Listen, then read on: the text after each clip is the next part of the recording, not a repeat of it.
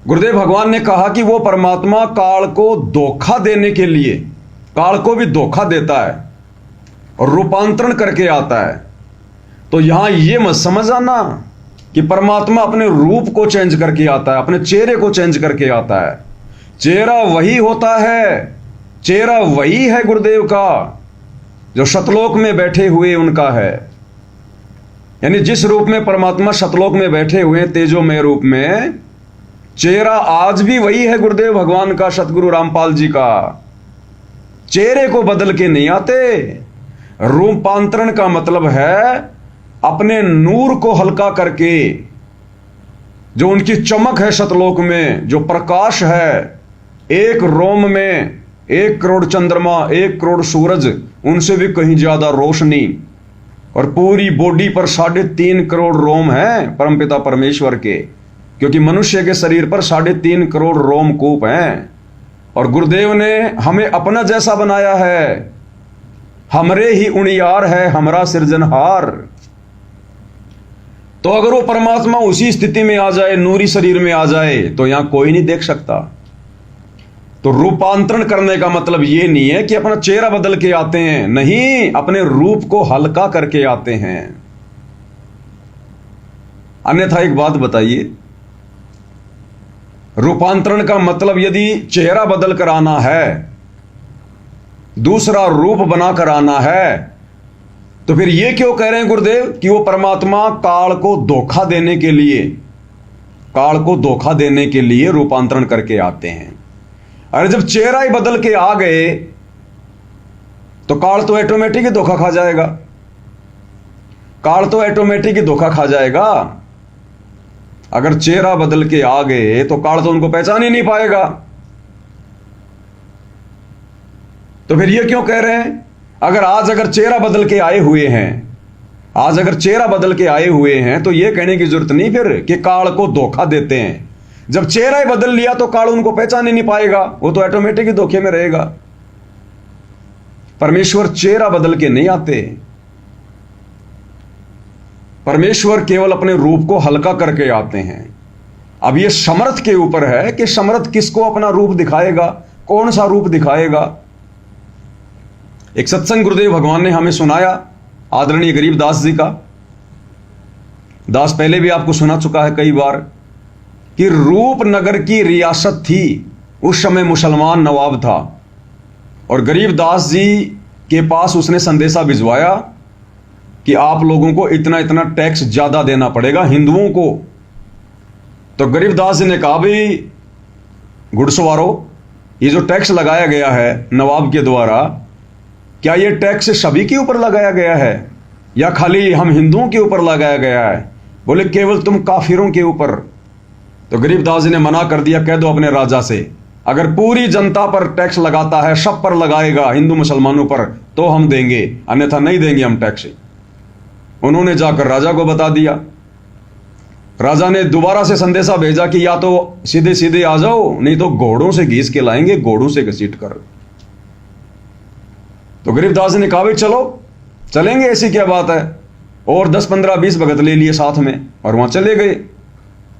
अब वो नवाब क्या करता था, अन्य जनता में डर पैदा करने के लिए ऐसी सजा देता था और नगरवासियों को इकट्ठा कर लेता था ताकि आगे चलकर कोई राजा के आज्ञा के विरुद्ध खड़ा होने की हिम्मत ना करे और राजा अपनी मनमानी कर सके। तो गरीबदास जी को एक शेर के बाड़े में बैठा दिया, 10 15 जो भगत थे उनको, और भूखा शेर होता था, पिंजरे में बंद होता था, और भूखे शेर को छोड़ दिया जाता था, और वो भूखा शेर फिर उनको खाया करता था, लोगों को जिनको सजाएं दी जाती थी। तो आम जनता ये सब कुछ देखा करती थी और आम जनता के मन में और भय पैदा हो जाता था कि इस राजा की आज्ञा नहीं मानी तो फिर हमारा भी यही हाल होगा। तो गरीबदास जी को वहां खड़ा कर दिया, नवाब भी आ गया ऊपर, और भी मंत्री संतरी आ गए, और गरीबदास जी से पूछा, बोलो लगान दोगे या नहीं दोगे? बोला, अगर सभी के ऊपर समान रूप से लागू करोगे तो देंगे, अन्यथा राजा का यह धर्म नहीं होता। राजा प्रजा का पिता होता है, अगर टैक्स लगावे तो सभी के ऊपर समान रूप से लगावे, अन्यथा हम नहीं देंगे। अब वो तो समर्थ थे, भगवान थे, आम आदमी कहां इतनी औकात है। तो राजा ने आज्ञा दी कि शेर से पिंजरे को छोड़ दो। अब नौकरों ने भाई शेर से उस पिंजरे से शेर को छोड़ दिया। अब वो तो एकदम से ऐसे लपका कि बस अभी खा जाऊं, भूखा था, वो तो जानवर था। गुरुदेव ने बताया कि गरीबदास जी ने आशीर्वाद भरी उस मुद्रा में वो हाथ कर दिया, जैसे गुरुदेव हमें जिस मुद्रा में आशीर्वाद देते हैं। अब भाई और बहनों, वर्तमान में दास की बहुत ज्यादा मजबूरियां हैं। दास अगर उस प्रकार की मुद्रा करके आपको समझाएगा तो हम तो खाली समझा रहे हैं, समझाने में कोई दोष नहीं है। लेकिन ये सतलोक आश्रम मैनेजमेंट वाले फिर उसकी फोटो बना के, वो कटिंग करके फिर ये आश्रमों में दिखाते हैं कि देखो पवन दास तो गुरुजी की तरह हाथ करके भक्तों को आशीर्वाद दे रहा है। इसलिए दास की थोड़ी मजबूरी है, दास आपको नहीं बता सकता। लेकिन गुरुदेव भगवान ने देखो जिस प्रकार की मुद्रा बना रखी है, आप जी देख रहे हैं ऊपर इस फोटो में, इस प्रकार से गरीबदास जी ने शेर को आशीर्वाद दिया।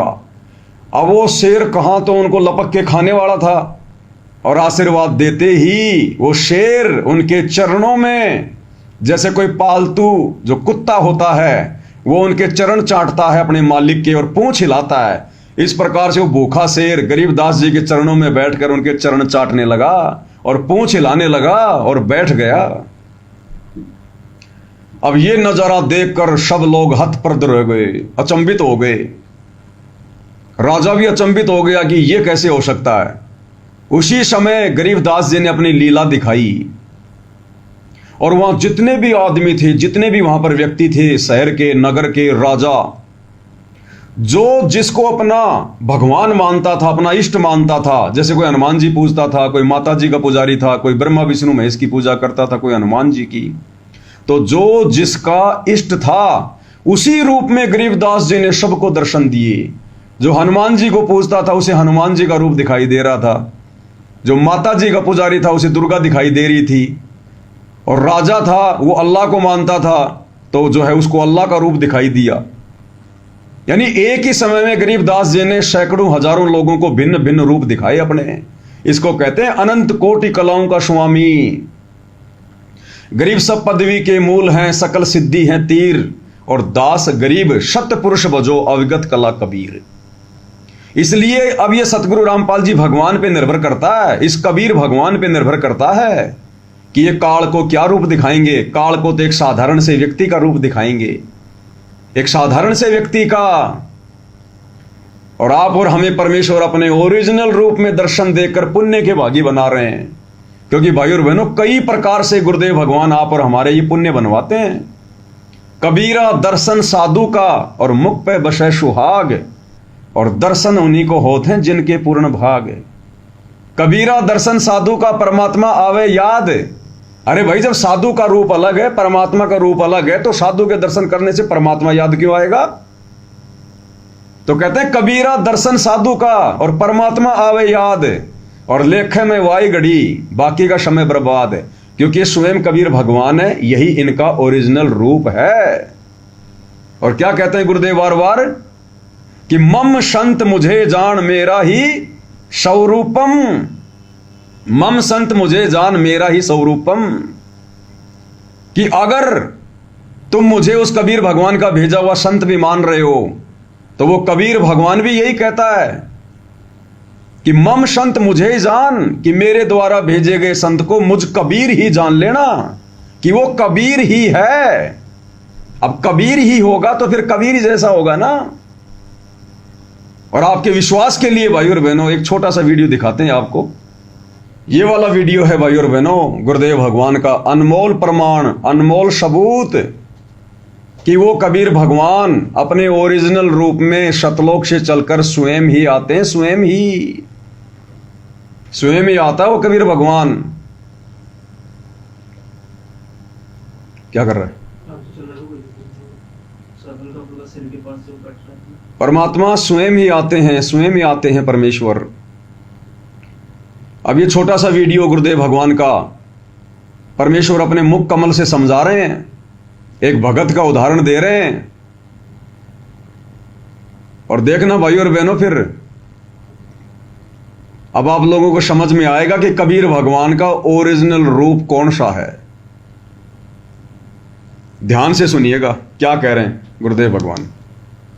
बेटी रो और बतावे कि ऐसी उन्होंने मेरी आंखों के सामने वो छोटा सा चित्र मालिक का पूरा हुआ और आपका चेहरा उसमें समा गया। वो देखिएगा, अब आपको दिखाते हैं। ये देखो, ये देखिएगा। अब ऊपर छतरी पूरी परमात्मा वाला फोटो, कबीर साहब का फोटो है, चित्र है, उधर कोने में लगा हुआ है वो, और ये ऊपर छतरी है, नीचे कबीर परमात्मा के ये हाथ और पैर नीचे कबीर परमात्मा के, ये ऊपर टोप परमात्मा का है और ये चेहरा दास का बना हुआ है। इतना सिर्फ ये काला जो कोट पहना ये दास का बना हुआ है, इतना हिस्सा दास का है और बाकी शेष मुकुट परमात्मा का है, नीचे पैर परमात्मा के, छतरी मालिक की। कितना जबरदस्त प्रमाण है, स्वयं गुरुदेव भगवान दिखा रहे हैं अपने मोबाइल में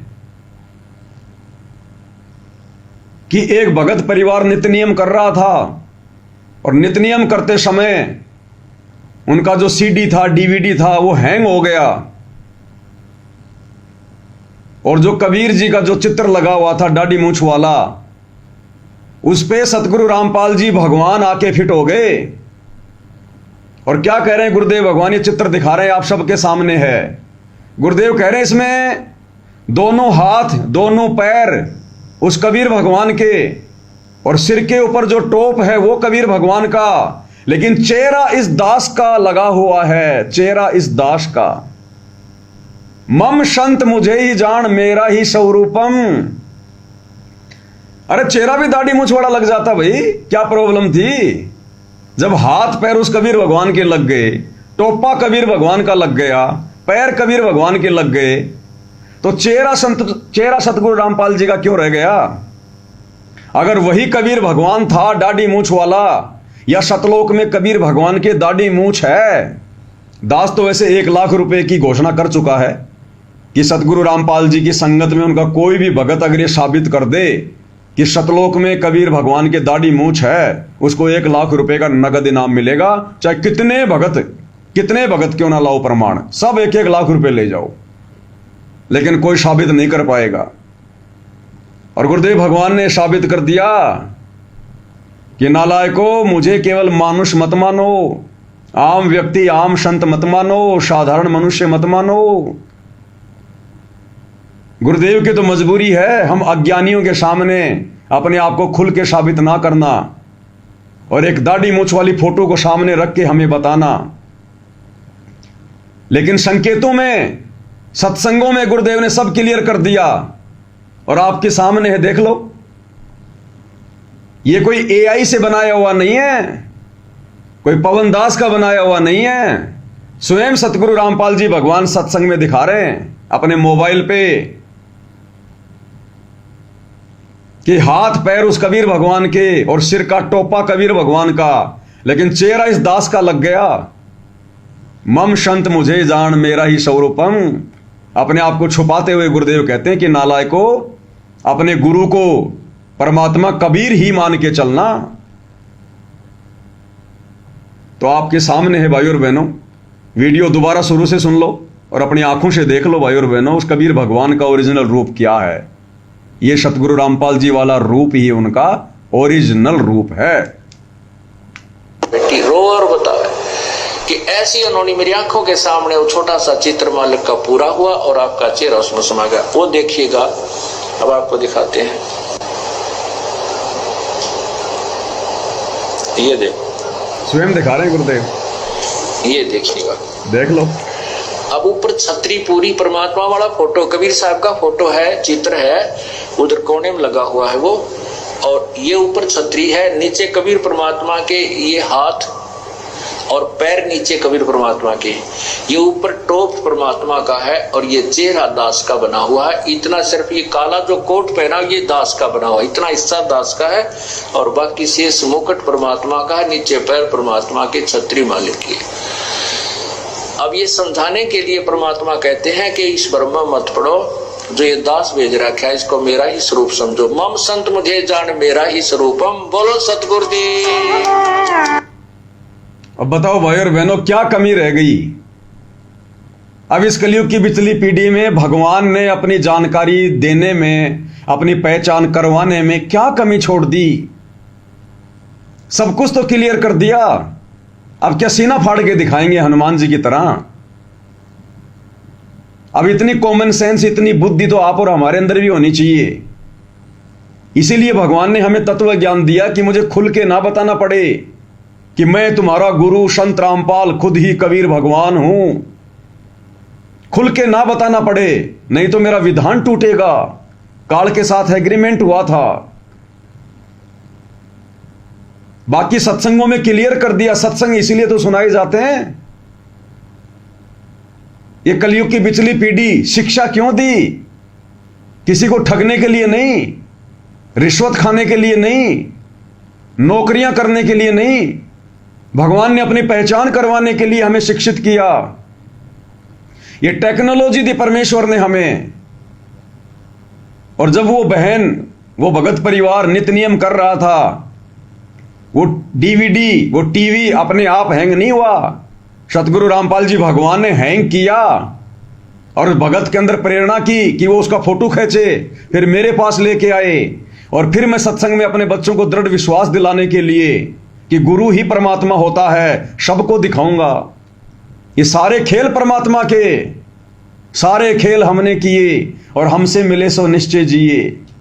मम संत मुझे जान मेरा ही स्वरूपम, गुरु मानुष कर जानते तेनर कहिए अंध, ओवे दुखी संसार में आगे काल के फंद। कबीरा वो नर अंधे हैं जो गुरु को कहते और हरि के रूठे ठोर है, गुरु रूठे नहीं ठोर। और कबीरा तेनर अंध हैं जो गुरु को कहते और हरि के रूठे ठोर है, गुरु रूठे नहीं ठोर। अब बताओ इस प्रमाण में क्या कमी रह गई? समझदार के लिए तो कोई कमी नहीं है। ये मैंने नहीं बनाया, एआई से नहीं बनाया। आश्रम वालों की तरह हम लोग ये कार्टून बनाने का काम नहीं करते, फर्जी काम नहीं करते। हमारे लिए तो गुरुदेव के ओरिजिनल सत्संग ही काफी हैं। इसलिए परमेश्वर कहते हैं कबीरा दर्शन साधु का परमात्मा आवे याद, क्योंकि वो साधु स्वयं परमात्मा ही होता है। इस कबीर मार्ग में काल लोक के द्वारा भेजे गए साधु परमात्मा नहीं होते, काल नहीं होते, वो जीव होते हैं। लेकिन शतलोक से कबीर परमात्मा स्वयं ही चल के आते हैं, रूपांतरण करके अपनी जानकारी स्वयं ही देते हैं। इसलिए भाई और बहनों, गुरुदेव के द्वारा यह कहना कि परमात्मा शतलोक से रूपांतरण करके आते हैं काल को धोखा देने के लिए, तो ये ना सोचना कि गुरुजी अपना रूप चेंज करके आए हैं, अपनी शक्ल चेंज करके आया भगवान। नहीं, केवल अपने रूप को हल्का करके आए हैं, अपने तेज को हल्का करके आए हैं। रूप वही है, शक्ल वही है सत्य पुरुष की, जिस एक रूप में शतलोक में बैठे हैं और एक रूप में हमारे गुरुजी के रूप में यहां आए हुए हैं। और प्रमाण आप भाई बहनों के सामने है, एक बार फिर से सुन लो। बेटी रो और बतावे कि ऐसी अनोनी मेरी आंखों के सामने वो छोटा सा चित्र मालिक का पूरा हुआ और आपका चेहरा उसमें समा गया। वो देखिएगा, अब आपको दिखाते हैं। ये देखो, ये देखिएगा। अब ऊपर छतरी पूरी परमात्मा वाला फोटो, कबीर साहब का फोटो है, चित्र है, उधर कोने में लगा हुआ है वो। और ये ऊपर छतरी है, नीचे कबीर परमात्मा के ये हाथ और पैर नीचे कबीर परमात्मा के, ये ऊपर टॉप परमात्मा का है और ये चेहरा दास का बना हुआ है। इतना सिर्फ ये काला जो कोट पहना ये दास का बना हुआ है, इतना हिस्सा दास का है और बाकी शेष मुकुट परमात्मा का है, नीचे पैर परमात्मा के, छतरी मालिक की। अब ये समझाने के लिए परमात्मा कहते हैं कि इस ब्रह्म मत पढ़ो, जो ये दास भेज रखा है इसको मेरा ही स्वरूप समझो। मम संत मुझे जान मेरा ही स्वरूपम, बोलो सतगुरुदेव। इसलिए भाई और बहनों, इस कलयुग की पिछली पीढ़ी में आकर इस परमेश्वर ने, सतगुरुदेव भगवान ने कभी भी अपनी महिमा नहीं की, कभी भी। 30 साल हो गई इनको तो ये समझाते हुए कि कबीर भगवान है, कबीर परमात्मा है। कौन कबीर? वो काशी वाला कबीर जो 650 साल पहले आया, सारी सृष्टि का परमात्मा है, वही सबको मोक्ष देता है, ज्ञान देता है। 30 साल हो गई गुरुदेव भगवान को केवल कबीर को भगवान साबित करने में, स्वयं कबीर होते हुए अगर स्वयं कह देते कि मैं कबीर हूं 1994 में जब से उन्होंने 13वां चलाया, आज मुश्किल से 5-10 हजार भगत भी नहीं होते उनकी संगत में, 5-10 हजार भी। कि ये हरियाणा के गांव धनाना का रामपाल अपने आप को कबीर कह रहा है, अपने आप को ये परमात्मा कह रहा है। ये तो बड़ा ढोंगी, पाखंडी, अभिमानी आदमी है। पता नहीं क्या क्या उपमा गुरुदेव को देते। आपको एक भगत की मैंने ऑडियो सुनाई थी, बरवाड़ा का भगत था मनसाराम, और उसने लगभग 1.5-2 साल पहले दास को फोन किया सात संगति की वीडियो देखकर, और वो सन 1998 से जुड़ा हुआ है गुरुदेव से, 97 या फिर 98 से। उस समय गुरुदेव उस करोथा आश्रम में बैठे हुए थे, या कोई दूसरा आश्रम था, मुझे ध्यान नहीं, वहां बैठे हुए थे। थोड़ी संगत हुआ करती थी, 10, 15, 20 भगत बैठे हुए थे। गुरुदेव भी नीचे बैठे हुए थे, क्योंकि मानुषी तो मान रहे थे सभा से पहले गुरुदेव भगवान को। तो मनसाराम भगत ने सतगुरु रामपाल जी से पूछा, और उनको सतनाम भी मिल गया था उस समय। उन्होंने पूछा कि गुरुजी परमात्मा कैसा होता है, परमात्मा कैसा होता है? तो गुरुदेव ने अपनी तरफ उंगली करके कहा कि इस दास के जैसा होता है, इस दास के जैसा होता है। तो मनसाराम भगत बोला कि पवन भगत जी उस समय तो हम नहीं पहचान पाए। और दास ने अपनी मन ही मन में सोचा कि देख पाखंडी अपने आप को भगवान कह रहा है, अपने आप को परमात्मा कह रहा है। गुरुजी अंतर्यामी, वो जान गए ये क्या सोच रहा है, क्या बोल रहा है ये मन ही मन में। तो गुरुदेव ने कहा कि भाई मनसाराम, अभी तुम्हारे ये बात फिट नहीं बैठेगी, अभी तुम्हारे ये बात नहीं जचेगी। आने वाले समय में कोई आएगा, समय आएगा 15-20 साल बाद कोई आएगा, और वो तुम्हें बताएगा, तब तुम्हारे फिट बैठेगी कि भगवान कौन है। तो 2 साल पहले उस भगत ने मुझे फोन किया सात संगति की वीडियो देखकर, और कहा भगत जी अब मेरे वो बात समझ में आ गई जो गुरुजी ने मुझे 20 साल पहले कही थी, कि कोई आएगा मेरे बारे में बताएगा, तब तुम्हें यकीन होगा।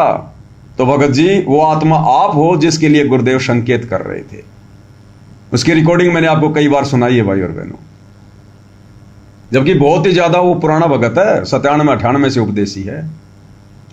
इसलिए भाई और बहनों, गुरुदेव भगवान ने अपनी महिमा नहीं की कभी, अपने आप को तो केवल कबीर जी का कुत्ता, कबीर जी का दास, 2 कोड़ी का जीव, परमात्मा की आत्मा, पता नहीं क्या क्या अपने आप को संज्ञा दी, और केवल कबीर को भगवान साबित करने में लगे रहे कि एक बार ये आत्माएं, भले वो दाढ़ी मूंछ वाली फोटो कोई मान ले कबीर, कोई दिक्कत नहीं, लेकिन एक बार ये कबीर को भगवान तो माने, एक बार देवी देवताओं की ये आन उपासना तो त्यागें, हमारे कहे अनुसार भक्ति तो करें। केवल यही प्रयास रहा गुरुदेव का। कभी उन्होंने अपनी महिमा की नहीं की, लेकिन उनको पता था कि एक समय आएगा, एक समय आएगा सारे संसार में मेरी ही महिमा होगी। तो भाई और बहनों, आप और हमारा क्या काम है? क्या आप और हम भी उस दाढ़ी मूंछ वाली फोटो को कबीर बताकर उसकी महिमा करें? अरे उसकी झूठी महिमा तो सतगुरु रामपाल जी ने लाखों बार कर दी। नाम जो है परमेश्वर का कबीर, वो सत्य है, लेकिन वो फोटो सत्य नहीं है, वो फोटो कबीर नहीं है, परमात्मा का नाम है कबीर। और भाई और बहनों, अगर हम ज्ञान की गहराई में जाएंगे तो हमें पता चलेगा उस परमेश्वर का नाम कबीर नहीं है, उस परमेश्वर का ओरिजिनल नाम कबीर नहीं है। ये तो आप और हमारे को भक्ति पर लगाने के लिए परमेश्वर इस प्रकार से कह रहे हैं। अब इसका कारण क्या है? गुरुदेव हमें क्या कहते हैं कि वेदों में उस परमेश्वर का क्या नाम है? कबीर। ये कबीर नाम उस परमेश्वर का वेदों उक्त नाम है, यानी वेदों में उनको कबीर नाम से महिमा दी गई है, जबकि रियल में उसका नाम कबीर नहीं है, केवल वेदों में नाम कबीर है। अरे सृष्टि रचना सुनते हो क्या? क्या कहा गुरुदेव ने? सबसे पहले परमात्मा अकेले थे अनामी लोक में, ये कमल के फूल पर। फिर परमेश्वर के मन में ख्याल आया, विचार आया, उन्होंने नीचे के 3 लोकों की रचना की, अगम लोक की, अलख लोक की और सत्य लोक की। अगम लोक में वो कबीर परमात्मा स्वयं ही अगम पुरुष के रूप में विराजमान हो गए। किस नाम से? अगम पुरुष के नाम से। फिर नीचे अलख लोक में परमात्मा अलख पुरुष के नाम से विराजमान हो गए। किस नाम से? अलख पुरुष। और सतलोक में परमेश्वर सत्य पुरुष के नाम से, सत्य पुरुष। तो सतलोक में क्या नाम है परमेश्वर का? सत्य पुरुष, ना कि कबीर।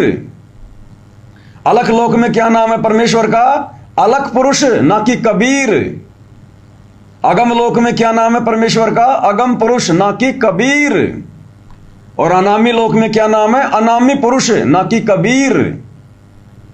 केवल वेदों में परमेश्वर ने अपना नाम लिखा कबीर, क्योंकि वेद किसके लिए? आप और हम जीवों के लिए। और परमेश्वर जब इस लोक में आकर लीला करेंगे तो कोई ना कोई तो नाम रखना पड़ेगा, नाम तो बताना पड़ेगा ना, क्योंकि हम जीवों के नाम होते हैं, नाम से हमारी पहचान होती है। मेरा नाम है पवन दास, ये मेरी पहचान है यहाँ की। अब वो परमात्मा कह दे, अब गुरुदेव भगवान कहें कि परमात्मा का बच्चों कोई नाम नहीं है, कोई नाम नहीं है परमात्मा का, तो हम कैसे यकीन करेंगे? इसलिए उस परमेश्वर ने वेदों में अपना नाम लिखना पड़ा, कबीर, कबीर देव। क्योंकि आप और हम तो नाम से पहचानेंगे ना, नाम से भक्ति करेंगे ना। नहीं तो 100 सवाल कर देते कि गुरु जी विष्णु जी धरती पे आए, उन्होंने अपना नाम रखा श्री रामचंद्र। आज देखो रामचंद्र नाम से महिमा हो रही है। श्री कृष्ण जी आए द्वापर में, उन्होंने अपना नाम रखा श्री कृष्ण। तो जब इन भगवानों के नाम हो सकते हैं तो उस परमात्मा का नाम नहीं हो सकता।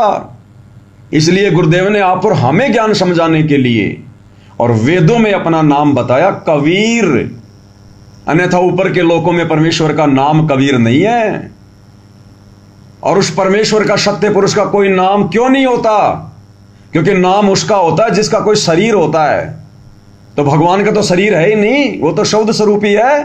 वो तो जो मर्जी शरीर धारण कर ले। तो नाम उसका होता है जिसका कोई शरीर होता है। जिसका शरीर होता है उसकी पहचान होती है।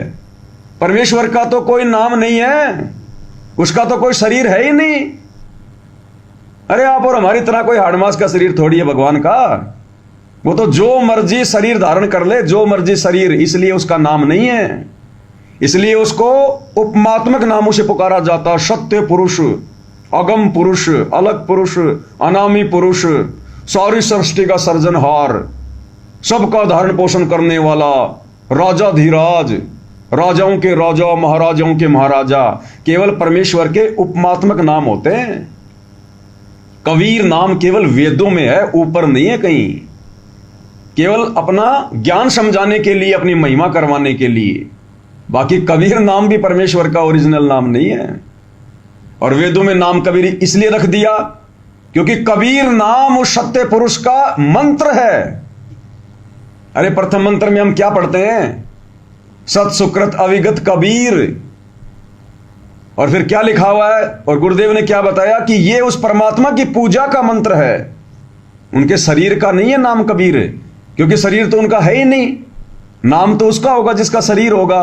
तो परमेश्वर ने अपना जो मंत्र है वो रख दिया कबीर। तो ये जो कबीर शब्द है, ये परमेश्वर के शरीर का नाम नहीं, ये उनका मंत्र है, जिस मंत्र का आप और हम भाई बहन रोजाना जाप करते हैं। यही है वो असली सार नाम कबीर। यही है सार नाम जो गुरुदेव हमें देंगे आने वाले समय में, 3 मंत्रों के रूप में, सार नाम के रूप में। सत्य कबीर नहीं, ओनली कबीर। सत्य तो फिर उनकी उपमात्मक पदवी हो गई, जैसे कि सत्य पुरुष, अगम पुरुष, ओनली कबीर। आप और हमने देख लिया होगा गुरुदेव ने विशेष संदेश में ऐन सीन काफ जो हमें गुरुदेव ने पढ़ाए ना, सूर अशूरा 42 आयत नंबर 1 और 2। गुरुदेव ने क्या बताया, उसमें क्या मंत्र लिखा हुआ है? ऐन सीन काफ। और फिर क्या बताया कि ये सार नाम के प्रथम नाम है। ऐन सीन काफ। ऐन का मतलब ओम, सीन का मतलब स आ गया। शतलोक का दूसरा मंत्र उसमें शुरू में स है, और तीसरा काफ, तो शुरू में क्या है? कै। तो ये कबीर जो नाम है, यही तो इनका मूल मंत्र है, यही तो इनका बीज मंत्र है, यही तो इनकी प्राप्ति का मंत्र है। तो कबीर नाम उनका ओरिजिनल नाम नहीं है, केवल वेदों उक्त नाम है। वेदों में परमेश्वर ने अपना नाम कबीर रखा। इसलिए दास कह रहा है भाई और बहनों, वर्तमान में वो परमात्मा स्वयं ही आए हुए हैं और उन्होंने उस कबीर नाम की महिमा गाई। और इसलिए गुरु जी कहते हैं कि बच्चों, जो ये कबीर नाम है, इसको स्वाभाविक भी यदि कोई अपने मुंह से उच्चारण करेगा, वो भी पुण्य का भागी बनेगा, पुण्य का भागी। इसलिए भाई और बहनों, गुरुदेव ने कभी अपनी महिमा नहीं की, कभी भी अपने दूसरे रूप की महिमा की, जिस रूप में 650 साल पहले आए थे, उस नाम की महिमा की, ताकि हम ये नीचे की छोटी मोटी साधना को त्यागें और कबीर को भगवान मानकर उनकी साधना शुरू करें। तो नाम तो सही है, नाम तो ठीक है, कोई दिक्कत नहीं, वेदोक्त है, लेकिन वो फोटो कौन सी वेदों में छपी है? वो दाढ़ी मूंछ वाली फोटो कौन सी वेद में छपी हुई है कि भगवान का रूप ऐसा है? अरे दाढ़ी मूंछ लगा के तो भगवान आज से पहले ना जाने कितनी बार आए हैं, और वो तो हाथ से बनाई हुई फोटो है। 650 साल पहले कोई मोबाइल था क्या, कोई कैमरा था क्या, कोई वीडियो रिकॉर्डिंग थी क्या, जो किसी ने भगवान की फोटो खींच ली होगी? एक आइडिया, एक सोच, और वो फोटो आज किसी ने हाथ से उतार दी। धीरे धीरे फिर ये मीडिया आ गया, विज्ञान आ गई, ये प्रिंटिंग प्रेस आ गई, उनमें रंग भरने शुरू कर दिए और हमने उसको भगवान मान लिया उस फोटो को। तो फोटो भगवान नहीं है, गुरुदेव की मजबूरी थी। अगर मैं नहीं दिखाऊंगा फोटो तो मेरे भगत मेरे से सवाल करेंगे, लो गुरुजी, रामचंद्र जी तो त्रेता में आए थे, फिर भी देखो उनकी फोटो है। श्री कृष्ण जी द्वापर में आए थे 5000 साल पहले, और देखो उनकी भी फोटो हैं। और कबीर जी 500 साल पहले आए, आप कह रहे हो, और फिर उनकी फोटो नहीं है। तो ये तो गुरुजी ने मजबूरी वश आप और हम तुच्छ बुद्धि के जीवों को शांत करने के लिए इस फोटो का सहारा लिया, अन्यथा फोटो कबीर नहीं है। सतगुरु रामपाल जी स्वयं कबीर हैं, लेकिन उनकी मजबूरी, अब वो कहते कि मैं कबीर हूं, तो कोई सत्संग ही ना सुना उनके कि देखो अपने आप को कबीर कह रहा है, बड़ा अभिमानी है, ये संत है। तो उन्होंने कभी भी स्वयं की महिमा नहीं की। अब वो महिमा करने का मौका भाई और बहनों आप और हम सत्सेवकों को दे दिया गुरुदेव भगवान ने। भाई और बहनों, अभी आप और हमारी भी आंखें बंद हैं।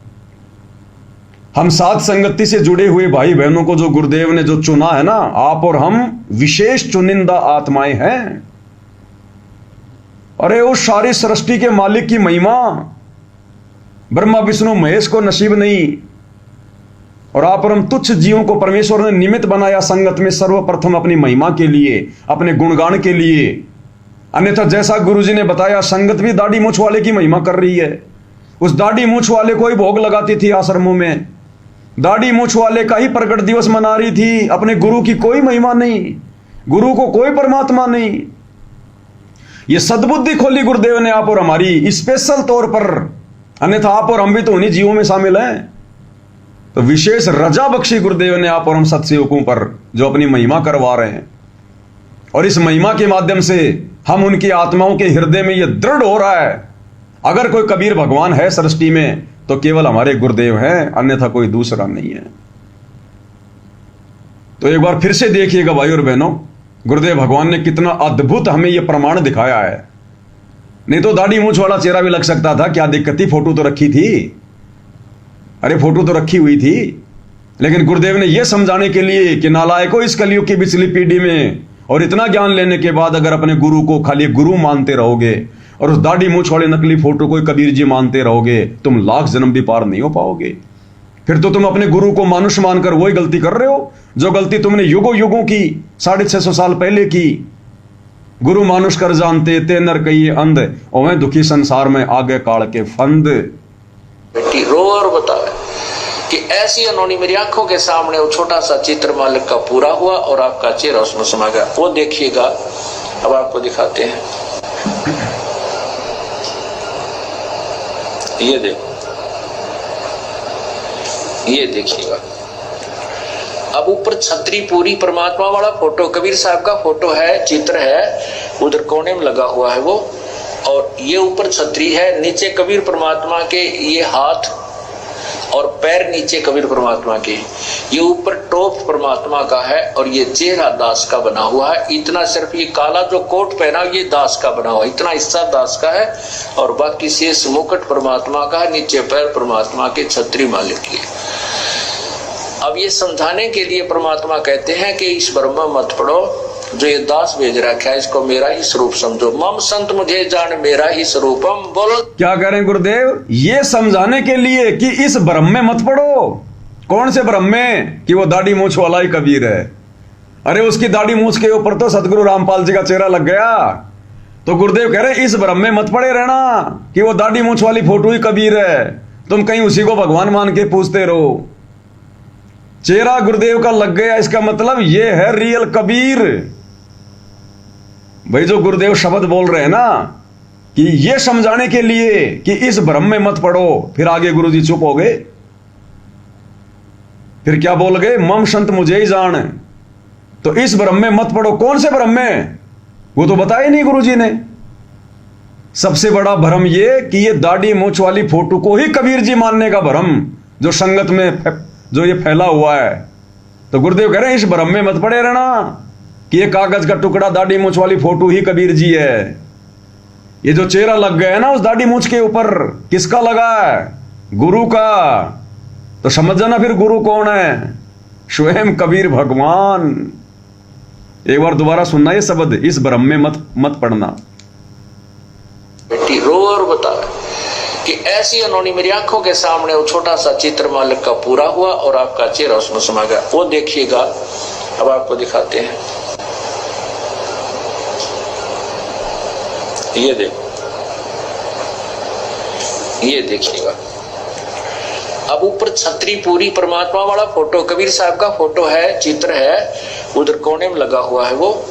और ये ऊपर छतरी है, नीचे कबीर परमात्मा के ये हाथ और पैर नीचे कबीर परमात्मा के, चेहरा ऊपर टॉप परमात्मा का है और ये चेहरा दास का बना हुआ है। इतना सिर्फ ये काला जो कोट पहना ये दास का बना हुआ है, इतना हिस्सा दास का है और बाकी शेष मुकुट परमात्मा का है, नीचे पैर परमात्मा के, छतरी मालिक की। अब ये समझाने के लिए परमात्मा कहते हैं कि इस ब्रह्म मत पढ़ो, जो ये दास भेज रखा है इसको मेरा ही स्वरूप समझो। मम संत मुझे जान मेरा ही स्वरूपम। बोलो सतगुरुदेव। तो भाई और बहनों, हाथ कंगन को आरसी क्या, पढ़े लिखे को फारसी क्या, समझाने में गुरुदेव ने कोई कसर नहीं छोड़ी, कोई कमी नहीं छोड़ी। और हम जैसे दो कोडी के सत्सेवक भाई बहनों को भी परमात्मा ने हल्की फुल्की सद्बुद्धि दे दी, जो उन्हीं की प्रेरणा से आपके सामने ये सबूत पेश किए जा रहे हैं। अन्यथा यही सत्संग आप और हम भाई बहन जब से दीक्षा लिए तब से सुन रहे हैं। हमारे पल्ले कुछ भी नहीं पड़ रहा था, कुछ भी समझ में नहीं आ रहा था, और सारा रहस्य 2014 से पहले किए गए सत्संगों में छुपा हुआ है। तो आप और हम भी तो सुन रहे थे, इनको पहचान पा रहे थे क्या? तो भगवान ने सद्बुद्धि देकर खुद अपनी पहचान करवा रहे हैं वर्तमान में। आप और हमें तो फोकट में गुरुदेव हमारी सेवा बनवा रहे हैं, फोकट में आप और हमारी सेवा लग रही है। बुद्धि इनकी, सोशल मीडिया इनकी, सब कुछ इनका। तो अब उस दाढ़ी मूछ वाली फोटो की बहुत महिमा हो गई।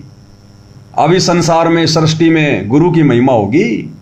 7 दीप 9 खंड में गुरु से बड़ा ना कोई, और करता करे ना कर सके सतगुरु करे सो होए। तो कौन हुआ सतगुरु? और फिर ना सतगुरु जननी जने जाके माना बाप, और पिंड ब्रह्मंड से रहित है ना वहां तीनों ताप।